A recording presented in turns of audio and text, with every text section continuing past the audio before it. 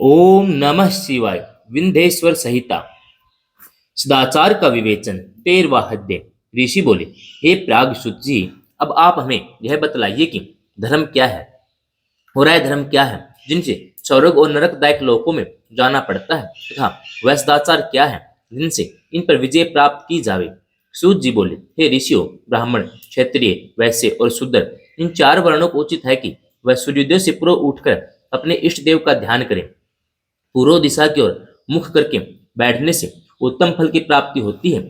रात्रि का अंतिम प्रहर उषा कहलाता है। उसमें उठकर ब्राह्मण घर से दूर जाकर शौच आदि कर्मों से निवृत्त होकर दतौन करें और जल के देवताओं को नमस्कार करें।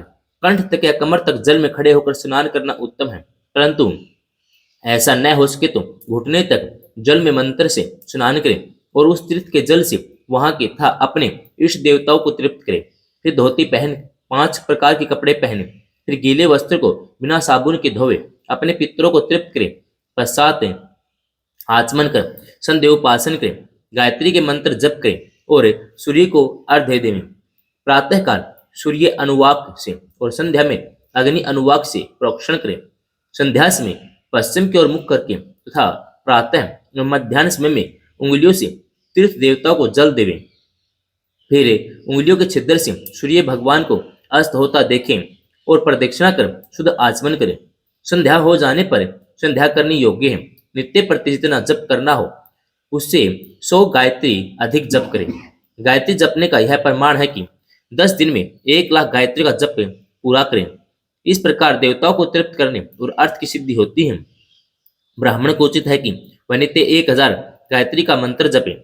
सोहम भावना से जपता हुआ जीव को पर ब्रह्म परमेश्वर से जोड़ देवे। इस प्रकार 1000 बार का जप ब्रह्म पद और 100 का जप इंद्र पद देने वाला है। इससे कमती बढ़ती जप अपनी रक्षा के लिए और ब्राह्मण योनि प्राप्त करने के लिए है। धर्म से अर्थ, अर्थ से भोग, भोग से वैराग्य उत्पन्न होता है, परंतु विपरीत अधर्म से पैदा किए गए धन के उपभोग से मोह की प्राप्ति होती है। अतः धर्म 2 प्रकार का है, एक देह से, दूसरा धन से। यज्ञ आदि धर्म होता है, शरीर से तीर्थ स्नान आदि धर्म होता है। धन से धर्म, तप से दिव्य रूप की प्राप्ति होती है, परंतु निष्काम कर्म से शुद्धि और उसके पश्चात ज्ञान होता है। सतयुग के प्रारंभ में तप की ही प्रशंसा की थी, किंतु कलयुग में धन की प्रधानता है। सतयुग में ध्यान से ज्ञान की प्राप्ति होती है, त्रेता में तप से, द्वापर में भजन से, किंतु कलयुग में प्रतिमा पूजन से ज्ञान की उपलब्धि होती है। जो जैसा पाप पुण्य करता है वैसा उसे फल मिलता है। हिंसा ही अधर्म का रूप है, सुख ही धर्म का रूप है। अधर्म से दुख और धर्म से सुख मिलता है। यदि कोई उत्तम ब्राह्मण को 100 वर्ष तक वृत्ति जीविका खर्चा देता है, उसे ब्रह्मलोक प्राप्त होता है तथा 1000 चंद्रायण करने से ब्रह्मलोक की प्राप्ति होती है। क्योंकि जब तक जिसका जो अन्न खाता है तब तक वह जो कुछ आत्म विचार, कीर्तन, श्रवण आदि करता है उसका आधा फल दाता को पहुंचता है। इसी प्रकार लेने वाले को चाहिए कि वह जो चीज ले उसका अंश सभी यथा अवसर दूसरों को दान करता रहे। वह तप करे या अन्य उचित साधनों से पाप संशोधन कर दे, अन्यथा वह रौरव नरक में पड़ता है। मनुष्य को चाहिए कि वह अपने आप प्राप्त किए धन का 3 भाग करे। धर्म, वृद्धि, नित्य, नैमित्तिक काम्य कर्म। धर्म से चित्त को बढ़ावे, बचत का कोष नियत करे, किसी को पीड़ा न हो और अपना थोड़े में निर्वाह करे। यदि कृषि से उत्पन्न किया गया धन हो तो पाप शुद्धि के लिए उसका 10वां भाग दान कर दे। शेष से धर्मपूर्वक अपना संसार चलावे, अन्यथा रौरव नरक में पड़ेगा या बुद्धि ही भ्रष्ट हो जाएगी, अन्न ही पैदा न होगा। ऐसे ही व्यापार से पैदा किए हुए धन का 6वां भाग दान कर देना चाहिए, क्योंकि अपने भोग की वृद्धि के लिए स्वयं बुलाकर दान देना अच्छा होता है। याचना करने वाले को यथाशक्ति सदैव दान दे और कभी ना नहीं करें, क्योंकि मांगने पर न देने से जन्मांतर के लिए ऋणी रह जाता है। बुद्धिमान को उचित है कि वह दूसरों का दोष दूसरों से न कहें, सुना और देखा दोष भी न कहें। किसी को क्रोध उत्पन्न हो ऐसी बात न कहें। प्रातः सायं दोनों समय संध्या और अग्निहोत्र करें। दोनों समय न हो सके तो एक समय तो अवश्य करें। कभी न बुझने वाली अजस्त्र अग्नि स्थापित करें और केवल जप मात्र और सूर्यदेव की वंदना करें।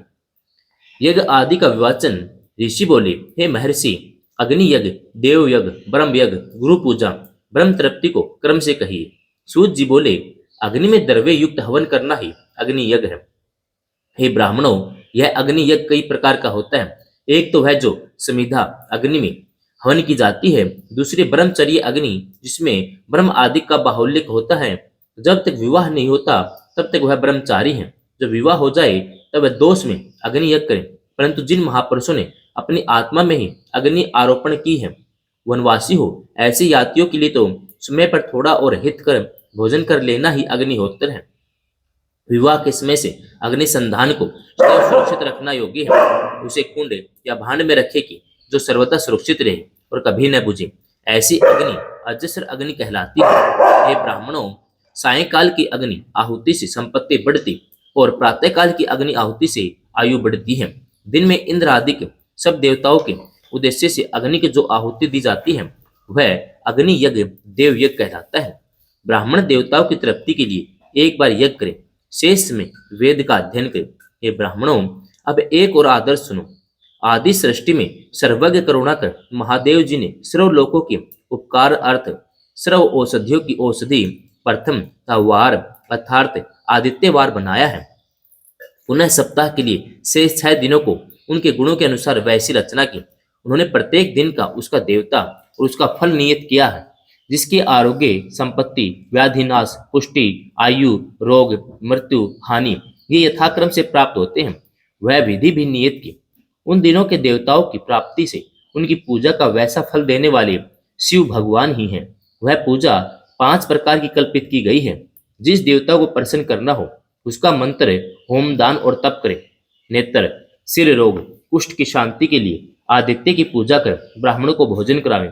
3 दिन, 3 महीने, 3 वर्ष या इससे भी अधिक पूजा करें। यदि प्रारब्ध प्रबल हुआ हो तो गण आदि के रोग नष्ट हो जाएंगे, इसमें संदेह नहीं है। पापों की शांति के लिए रविवार के दिन पूजा उत्तम है, जिसमें जप आदि से इष्ट देव को प्रसन्न किया जा सकता है। लक्ष्मी के लिए सोमवार को लक्ष्मी की पूजा करें। रोग शांति के लिए मंगलवार उत्तम है। इस दिन काली आदि का भजन पूजन करें। उर्द, मूंग आदि 4 सेर देकर ब्राह्मणों को भोजन करावें। बुधवार के दिन विष्णु का दही से अनेक प्रकार से पूजन करें तो सर्वदा पुत्र मित्र कलत्र स्त्री की पुष्टि होवे। बृहस्पति का दिन आयुवर्धक है।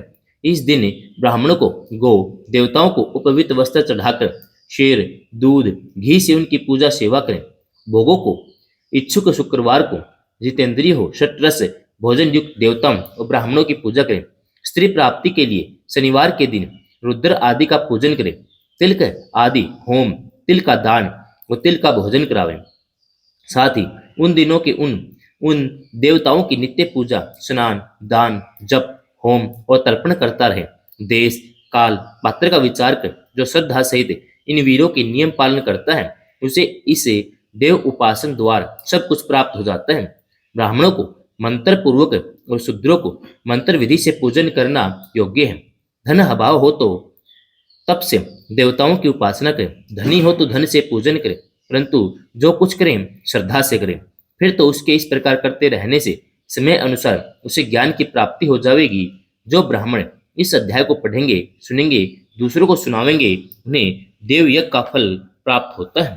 14वां अध्याय समाप्त।